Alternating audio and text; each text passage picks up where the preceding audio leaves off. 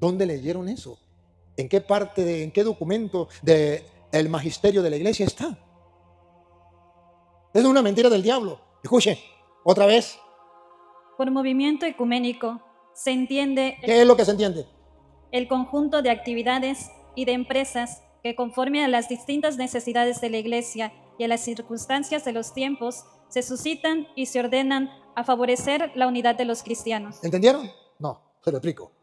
Ecumenismo es todo lo que hagamos nosotros para buscar la unidad entre los cristianos. Que los cristianos no estemos peleados, sino que estemos unidos. ¿Me captan la idea?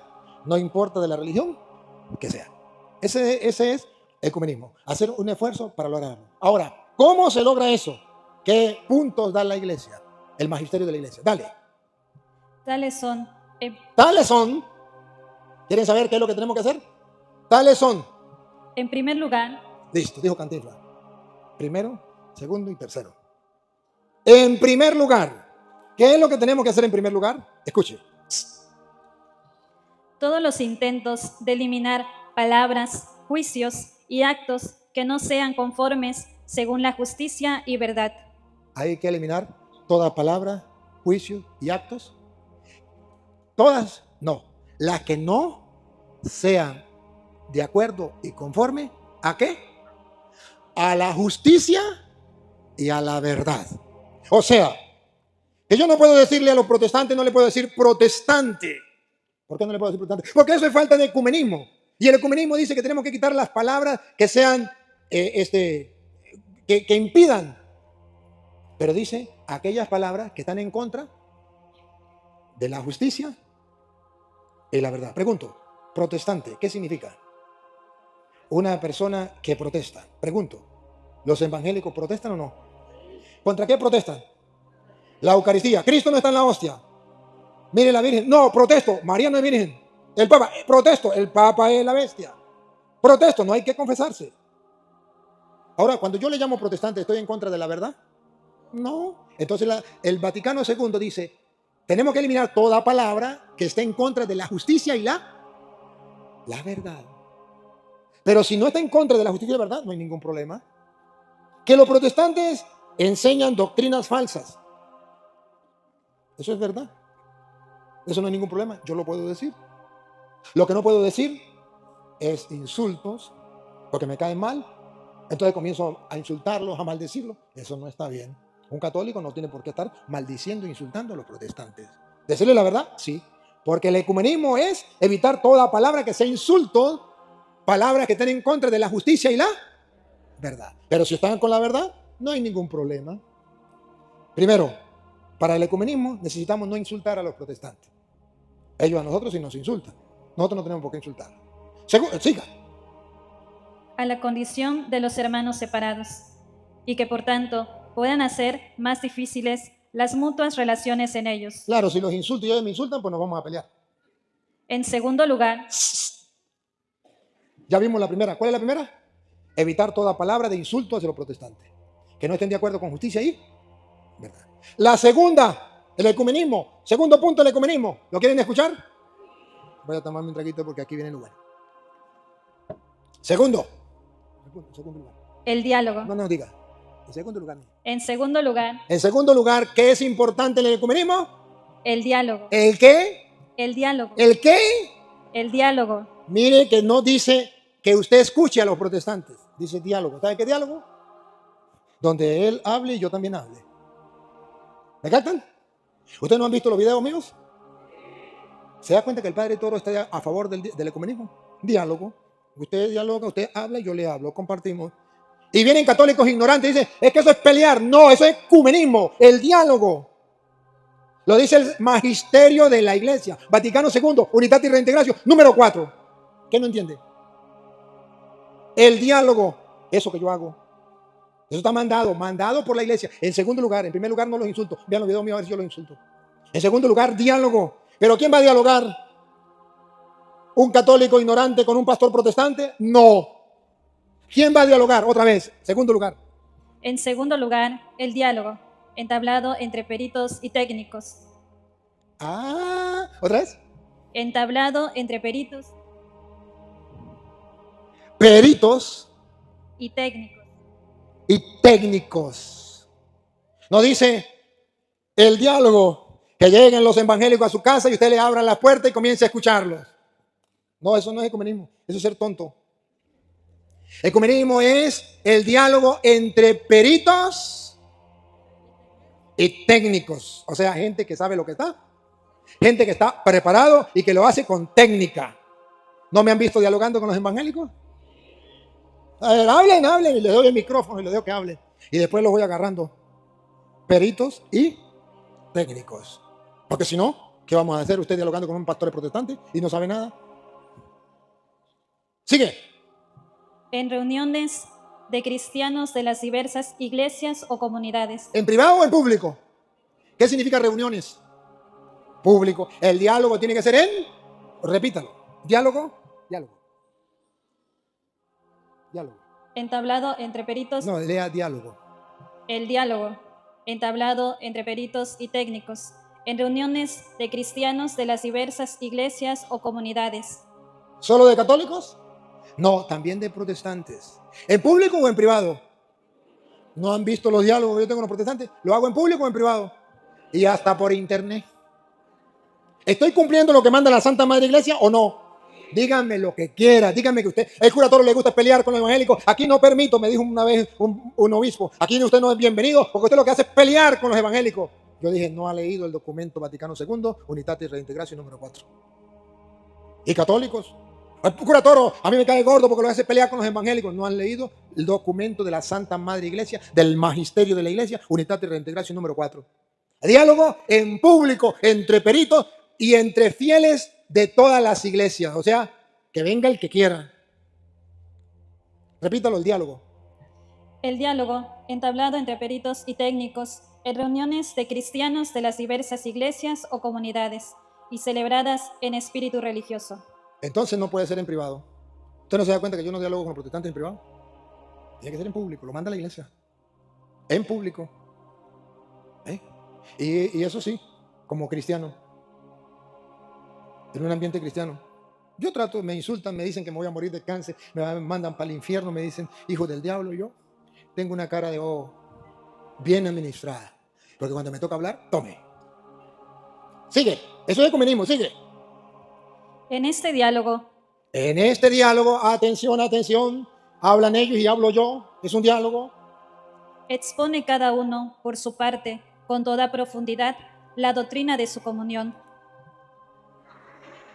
A mí me fascina, eso es ecumenismo, donde cada uno expone por su parte la doctrina exacta y fiel de su iglesia. ¡Ah, bárbaro! Es que los evangélicos no hay que decirles nada, no hay que decirles la verdad para que no se ofendan. El magisterio fiel de la iglesia en el documento Vaticano II, Unitatis Reintegratio número 4, lo dice. ¿Usted es más que la iglesia?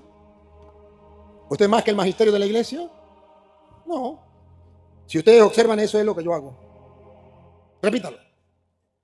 En este diálogo, expone cada uno, por su parte, con toda profundidad. Con toda profundidad expone cada uno.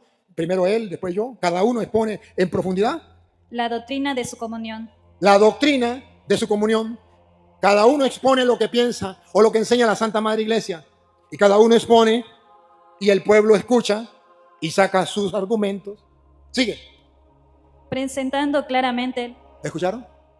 Tiene que hablar claro y sencillo. Presentando claramente, sin tapujos, sin adornos. ¿Otra vez? Presentando claramente los caracteres de la misma. Todo lo de la doctrina. Por medio de este diálogo, todos adquieren un conocimiento más auténtico y un aprecio más justo de la doctrina. ¿Se lo traduzco en castellano? En ese diálogo, usted se da cuenta que enseñan los testigos de Jehová. Porque ya el pastor de los testigos de Jehová expuso. Pero aprende lo que enseña la Iglesia Católica, porque ya el cura expuso. Y cada uno conoce lo que enseña la una religión y la otra religión. Listo. Sigue. Más justo de la doctrina y de la vida de cada comunión. En tercer lugar, viene el tercero. Primero, no insultarlos. Evitar toda palabra de insulto. La única palabra que podemos decir es lo que esté de acuerdo a la verdad y a la justicia. Segundo, diálogo. Entre cualquier persona, no, peritos expertos. ¿En privado? No, en público. ¿Se debe exponer con claridad y a profundidad la doctrina? Sí. ¿Eso es falta de tolerancia? No. Eso es exponer para que la gente entienda y vea. Sí. Tercero, el tercero que más me gusta a mí. En tercer lugar, las diversas comuniones consiguen una más amplia colaboración en todas las obligaciones exigidas por toda conciencia cristiana. Pase donde está subrayado. En cuanto es posible, participan en la oración unánime. ¿Qué tenemos que hacer? Participar en la oración. Pero dice una palabra clave. En cuanto sea posible. Ahí no está diciendo que usted se va a ir al culto protestante. Porque yo voy a orar con los protestantes de ecumenismo. No, señor. En cuanto sea posible. Esto significa cuando se pongan de acuerdo a orar por la unidad de los cristianos. Y en cuanto sea posible significa en cuanto y tanto ellos no aprovechen esa oración para engañar y predicarle a la gente sus mentiras. En cuanto sea posible, oramos. Sigue. Todos, finalmente. Vamos a terminar, dice aquí. Todos, finalmente. Examinan su fidelidad a la voluntad de Cristo con relación a la iglesia. Entonces cada uno tiene que preguntarse la fidelidad en relación a Cristo y a la iglesia. Y como es debido, emprenden animosos la obra de renovación y de reforma. O sea que cada quien tiene que ver con sinceridad si está buscando la verdad y está buscando a Cristo, tanto católico como protestante. Todo esto realizado prudente y pacientemente por los fieles de la Iglesia Católica, bajo la vigilancia de los pastores. No lo puede hacer cada quien por su cuenta, a solas. Debe ser bajo la vigilancia de los pastores de la iglesia, ese diálogo. Sigue. Conduce al bien de la equidad y de la verdad, de la concordia y de la colaboración, del amor fraterno y de la unidad, para que, poco a poco... Aquí, despacio, me piden pregunta. Vean el centro de lo que es el caramelo de chocolate de fresa que nos estamos comiendo. ¿Para qué? Otra vez, lo último. Conduce al bien... No. ¿Para qué? Por este camino. ¿Cómo es? Todo esto realizado prudente. Ajá. Todo esto realizado prudente y pacientemente por los fieles de la Iglesia Católica. ¿Dónde iba? ¿Dónde lo último? ¿Dónde iba? Así. Ahí ponga el dedo ahí. Escuche. ¿Para qué? ¿Para qué este diálogo? ¿Para qué este exponer la doctrina? ¿Para qué este compartir en público? ¿Para qué? Aquí, atención, por favor. Para que poco a poco, no se afanen. Poco a poco. Por esta vía del diálogo, en público, con respeto y con amor. Superados todos los obstáculos. Evitando todas las groserías y todos los insultos. Que impiden la perfecta comunión eclesiástica. Que no permiten la comunión eclesiástica. Atención, ahí viene. Todos los cristianos católicos y evangélicos se congreguen. Vamos a ver si dice en el culto protestante. Atención. Se congreguen en una única celebración de la Eucaristía. Muchacho. Nos engañaron cuando nos dicen que ecumenismo es irnos al culto protestante. No, ecumenismo es cuando dos expertos, uno de la Iglesia Católica, otro de los protestantes, en público dialogan para que en ese diálogo todos los cristianos, católicos y evangélicos que estén presentes, van a ir poco a poco encaminándose hasta llegar a la celebración de la única Eucaristía. ¡Ah, bárbaro! Ahí está la unidad de los cristianos. En la Eucaristía, la unidad de los cristianos, Cristo que se nos entrega y se nos da. O lo que dice Pablo, ¿no saben que comemos del mismo pan para ser uno solo con Cristo? Repítalo. Todos los cristianos. No, ¿cómo es? Para que poco a poco. Ajá. Para que poco a poco, por esta vía, superados todos los obstáculos que impiden la perfecta comunión eclesiástica, todos los cristianos se congreguen en una única celebración de la Eucaristía. Que venga un cura a decirme que ecumenismo es que se vayan todos los católicos al culto protestante, se la fumó verde. Que venga un laico a decirme que yo soy ecuménico porque yo voy al culto protestante o yo los invito a que vengan a hacer culto a mi casa, se la fumó verde. ¿Dónde lo leyó? ¿Lo dice el magisterio de la iglesia? No, se lo dice a usted Satanás para engañarte, pero el magisterio de la iglesia católica es claro. Vaticano II, unidad y reintegración. Número 4, ¿cree que es mentira? Fácil aquí. ¿Lo estoy inventando? No. Entonces, el ecumenismo es cuando en el diálogo se exponen las verdades de fe a profundidad y con claridad para que la gente vea la verdad y todos los cristianos al final se unan en la celebración de la única Eucaristía que dejó Cristo. Pero no ha terminado. No ha terminado. Sigue. En orden a la unidad de la una y única Iglesia. En orden, celebramos la Eucaristía, en orden a la una y única, repítalo. En orden a la unidad de la una y única Iglesia. Una, y si no entiende qué es una, única, náguara. Esa es mi madre Iglesia Católica. Ese es el magisterio de la Iglesia Católica. Que hay una y única. ¿Qué es lo que no entienden? Que no hay más iglesias.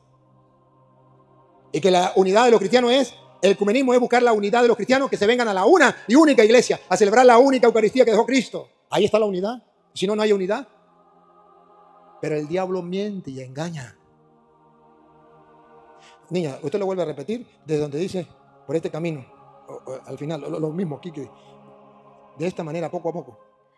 Para que, poco a poco, por esta vía, superados todos los obstáculos que impiden la perfecta comunión eclesiástica, todos los cristianos se congreguen en una única celebración de la Eucaristía, en orden a la unidad de la una y única Iglesia, a la unidad que Cristo dio a su Iglesia desde un principio y que creemos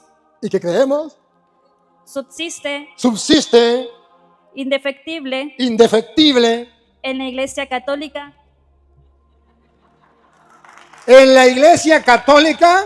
de los siglos. Entonces, ¿qué es ecumenismo?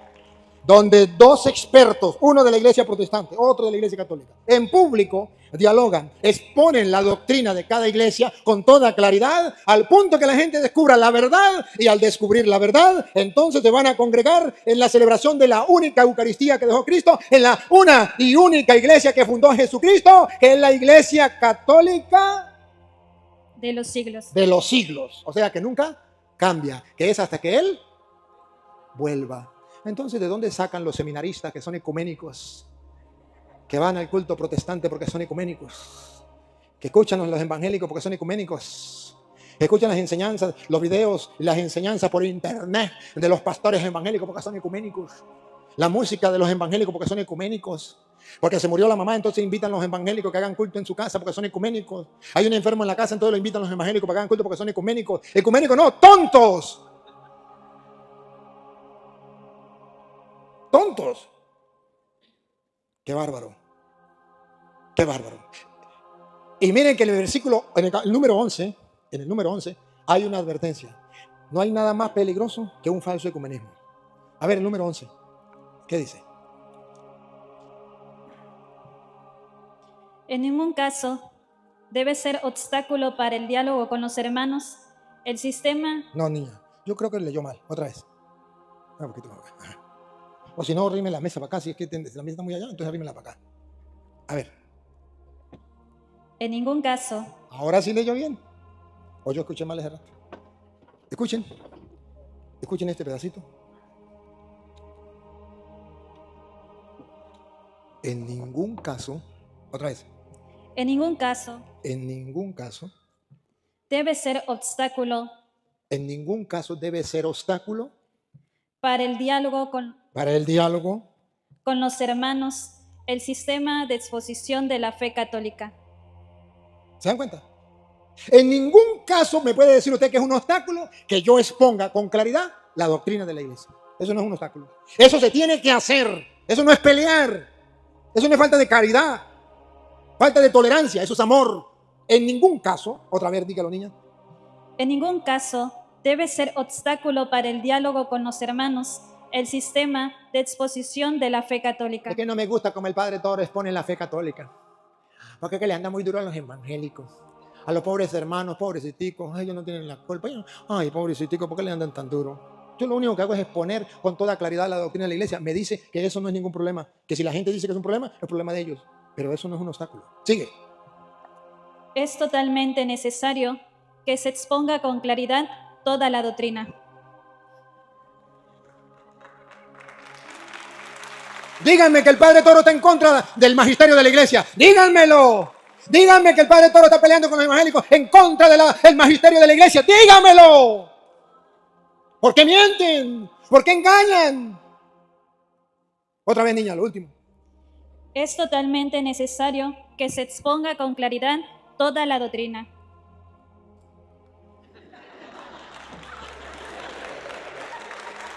No me acuerdo qué fue lo que dijo. ¿Otra vez? Es totalmente necesario. Es necesario, católicos. Es necesario, curas, obispos. Es necesario. ¿Qué es necesario? Que se exponga Que los curas, que los obispos expongan con claridad con claridad. toda la No. toda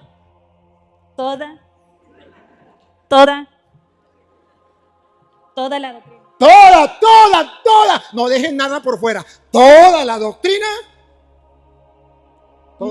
de la iglesia.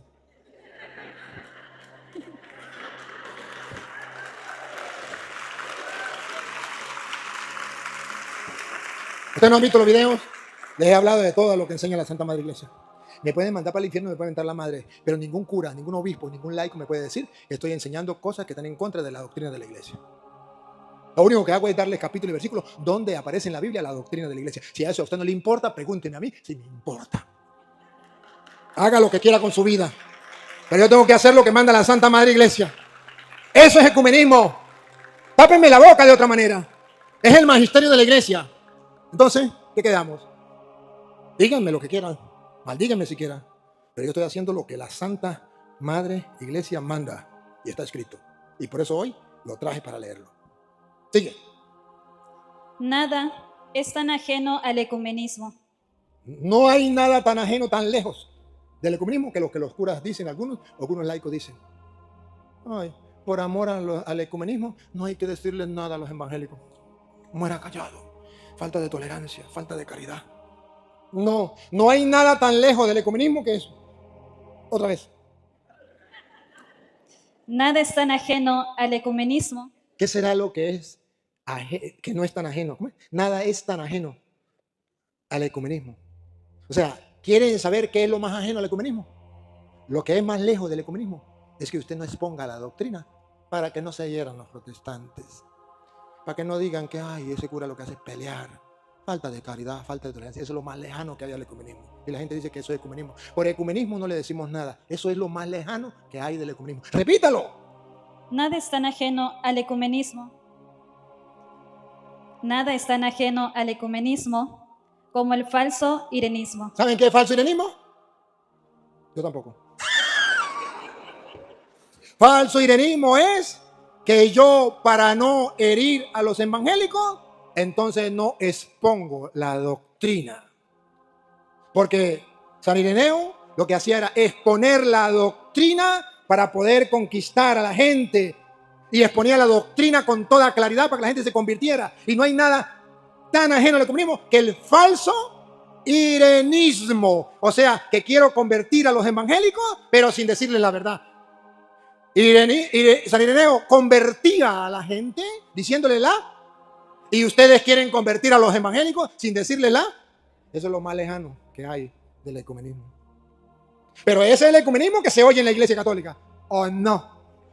Yo no he escuchado otro ecumenismo en la Iglesia Católica. Ese es el ecumenismo que yo he escuchado. Distinto a lo que manda la Santa Madre Iglesia Católica. Claro, aquí en México no, en Venezuela. Que pretendiera desvirtuar la... ¿Escucharon? No hay nada tan lejano al verdadero ecumenismo como un falso irenismo que quisiera... que pretendiera desvirtuar la pureza de la doctrina católica. No puedo hablar la doctrina católica, me tengo que callar para que no se hieran los protestantes. No lo puedo decir con claridad para que no se hieran los protestantes. Y oscurecer su genuino y verdadero sentido. Entonces, por eso, oscurezco, no lo pongo a la luz. La fe católica hay que exponerla al mismo tiempo con más profundidad y con más rectitud. El verdadero ecumenismo, el verdadero irenismo es que podamos exponer la fe católica con verdadera rectitud, con verdadera claridad. ¿Qué es lo que no entienden? Ahora, no lo voy a leer todo. Ahora, el versículo 21. Padre, pero es que la Biblia no se hizo para pelear. Leo el comienzo del 21 y leo el final del 21, para no leerlo todo. Que la Biblia no se hizo para pelear. Escuche lo que dice el 21. El amor y la veneración y casi culto a las Sagradas Escrituras conducen a nuestros hermanos separados el estudio constante y solícito de la Biblia. ¿Entendieron? No entendieron, repita. El amor y la veneración y casi culto a las Sagradas Escrituras conducen a nuestros hermanos separados el estudio constante y solícito de la Biblia. Que los protestantes aman tanto la Biblia que casi le rinden culto como si fuera Dios. Y escudriñan las Escrituras. Y dice, pues eso es una ventaja para nosotros. Porque si el ecumenismo es exponer con claridad la doctrina de la iglesia con las Sagradas Escrituras, y ellos aman las Escrituras, pues aprovechemos con las mismas Escrituras de ellos, con la Biblia Reina Valera, aunque le quitaron sabiduría, pues expongámosle la doctrina. ¿No es eso lo que hago yo? Por el amor que sienten los protestantes a las Escrituras, que casi le dan culto, entonces el final del 21, hay un punto y viene el final del 21, el último párrafo. Escuche, como ellos aman tanto la Escritura, ¿qué tenemos que hacer nosotros?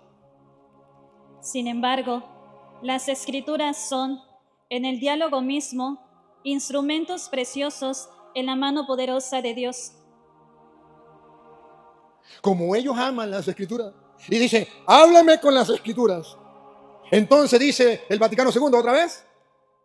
Las Escrituras son, en el diálogo mismo, En el diálogo con los protestantes, instrumentos preciosos en la mano poderosa de Dios. ¿hay que usar la Biblia o no?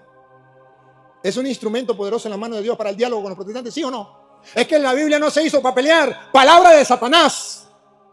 Muéstremelo donde lo dice la Biblia. O muéstremelo donde dice la Santa Madre Iglesia que no se puede hacer con la Biblia eso. Si el mismo Jesucristo en Mateo capítulo 4 dice que el diablo se le presentó y le dijo, si eres hijo de Dios, haz que esas piedras se conviertan en pan. Y eso le dijo, está escrito, no solo de pan vive el hombre, sino de toda palabra que sale de la boca de Dios. Y el diablo entonces lo puso en el lugar de arriba del templo y le dijo, tírate de ahí. Y utilizó la Biblia, porque está escrito que Dios mandará a sus ángeles para que tu pie no tropiece en la piedra. Y eso le dijo, también está escrito, no tentarás al Señor tu Dios. Y el diablo lo llevó y lo puso y le dijo, todo esto te daré si te postras y me adoras. Está escrito, adorarás solamente al Señor tu Dios. Díganme si no estaban peleando los dos con la Biblia. Y esa es la muestra más clara que usted y yo tenemos que defendernos del diablo que nos quiere manipular las Escrituras.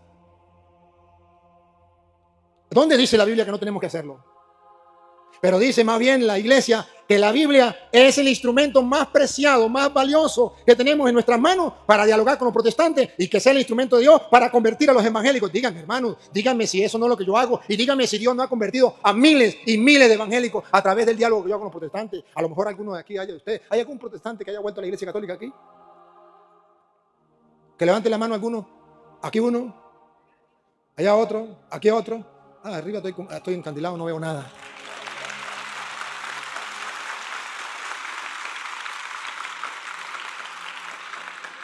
La primera vez que yo debatí en público con 10 pastores, se convirtieron más de 500 personas en un instante. Y volvieron todos a la iglesia, menos los pastores protestantes. En un día, en una enseñanza. A ver, dígame cuántos protestantes ha convertido usted de otra manera. Reto a cualquier cura, a cualquier obispo que me diga. Yo, por la gracia de Dios, creyendo en la palabra y obedeciendo al magisterio de la iglesia, he ido a pueblos enteros protestantes que solo quedaba un solo católico. Y ese católico me ha llevado a debatir con los protestantes. Y todo el pueblo volvió a la iglesia católica. No una vez, muchas veces. Tengo pruebas. ¿Cuántas personas se han convertido? Porque han visto con claridad. Entonces yo creo, si usted no lo cree es problema suyo, pero yo creo lo que enseña la iglesia. Otra vez, escuchen que es la Biblia, que la Biblia no se hizo para pelear. Palabra de Satanás. ¿Por qué miente? ¿Por qué engaña? La Biblia es un instrumento precioso en el diálogo. Escúchenlo. Las Sagradas Escrituras son, en el diálogo mismo, instrumentos preciosos en la mano poderosa de Dios para lograr aquella unidad que el Salvador presenta a todos los hombres. ¿Qué es lo que no entienden? Díganme que la Biblia no se hizo para pelear. Díganmelo. ¿Por qué mienten? ¿Por qué engañan? ¿Por qué se dejan llevar por el diablo? Continúo con la Biblia. Después usted lo lee en completo. Léanlo completo porque es necesario. Continúo con la Biblia. ¿Pero qué hacía Pablo? ¿Cómo hacía Pablo para convertir a la gente? ¿Cómo hizo Pablo para que el evangelio se extendiera? ¿Cómo dice la Biblia que hizo Pablo? Hechos de los Apóstoles, capítulo 17, versículo 1 en adelante. ¿Cómo hizo Pablo? Hechos 17, 1 en adelante. Venga, usted porque ya leyó bastante. Hechos 17, 1 en adelante. O si quiere el 2. ¿Qué dice el 2? 17 y 2. Pablo, según su costumbre, Pablo, mire la costumbre de Pablo. Según su costumbre, fue a visitarlos y por 3 sábados discutió con ellos. lo que a ustedes no les gusta que haga el padre Toro. Discutió con ellos. Ahora vamos a ver si Pablo utilizaba las escrituras. Discutió con ellos.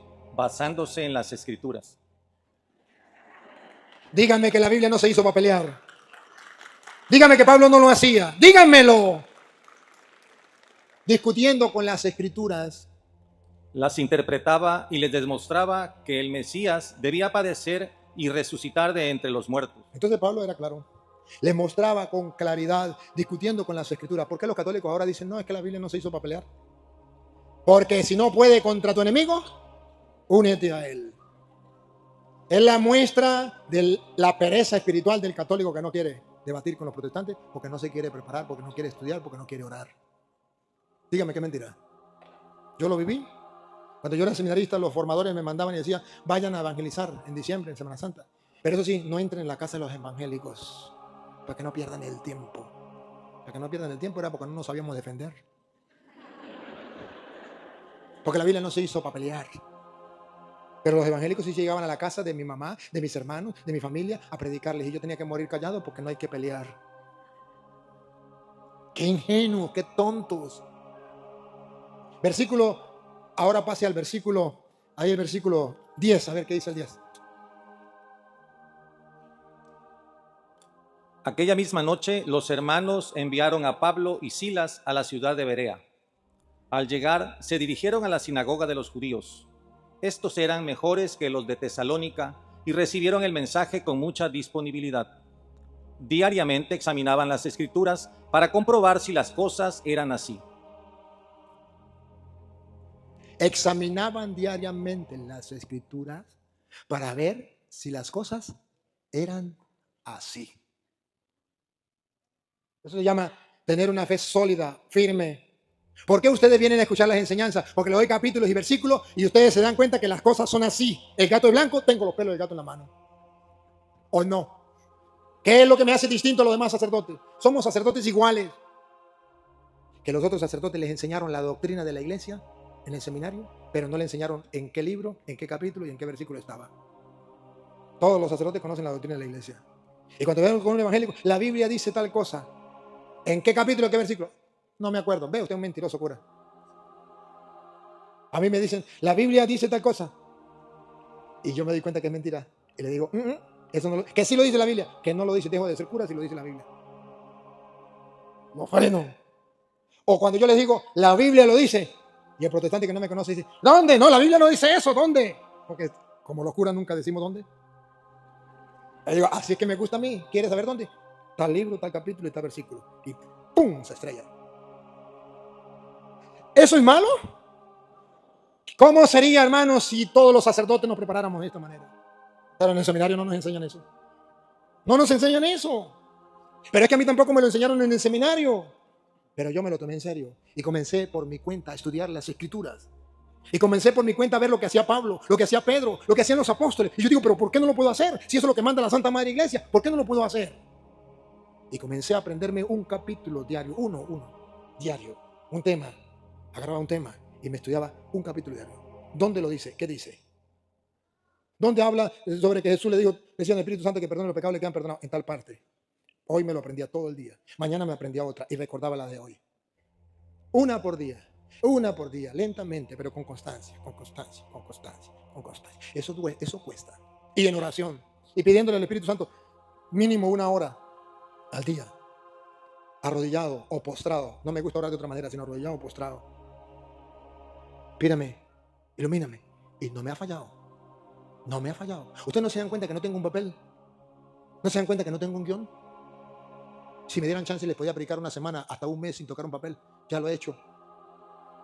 Desde las 6 de la mañana hasta las 11 de la noche. Sin tocar un papel. ¿Y ustedes no se dan cuenta que me llegan las citas? ¿No se dan cuenta que me llegan las ideas? Porque el Espíritu Santo está vivo. No es mentiras. A ver, dice que una obra de teatro que yo tengo allá, una pantalla grande a la frente, donde estoy leyendo las citas. A ver, Tonilo le patina el coco, le patina el coco, le patina el coco. ¿No? Yo lo que tengo es Wi-Fi, banda ancha, donde el Espíritu Santo me manda todos los mensajes así, chin, chin, chin, chin, chin, chin, chin. Que si pudiéramos tocar todas las citas que tengo en la cabeza ahorita, que estoy peleando en la cabeza, ¿cuál cita les doy? Seguimos. Mire cómo dice Hechos de los Apóstoles, capítulo 18, versículo 4. Escuchen 18:4. Niña. Hechos 18:4. Y discutía en la sinagoga todos los días de reposo. ¿Qué era la sinagoga? ¿El lugar de culto de los cristianos? No, de una iglesia que no era cristiana, los judíos. Y Pablo, no conforme con predicar, les llegaba al culto y les predicaba en el culto. Otra vez. Y discutía. Y Pablo les llegaba y discutía con ellos. En la sinagoga todos los días de reposo, y persuadía a judíos y a griegos. Y cuando Silas y Timoteo vinieron a Macedonia, Pablo estaba entregado por entero a la predicación de la palabra. ¿A qué se dedicaba Pablo por entero? A la predicación de la palabra. Ay, eso es lo que me anima. Cuando yo leo eso, yo digo, ánimo, Padre Toro, ánimo. A mí nadie me da ánimo. Yo mismito, yo no espero que me den ánimo. No, yo no espero eso. A ver si ustedes me dicen algún piropo por ahí, más nada, y otros me insultan. Pero a mí no me importa. A mí me importa cuando la palabra de Dios me dice ánimo. Pablo se dedicaba por completo a la predicación de la palabra. Y yo digo, yo no voy por mal camino. Yo voy por buen camino. Eso se llama hacer lámpara para nuestros pasos, la palabra. Una luz en el sendero que nos ilumina. Pablo. Y discutía en la sinagoga.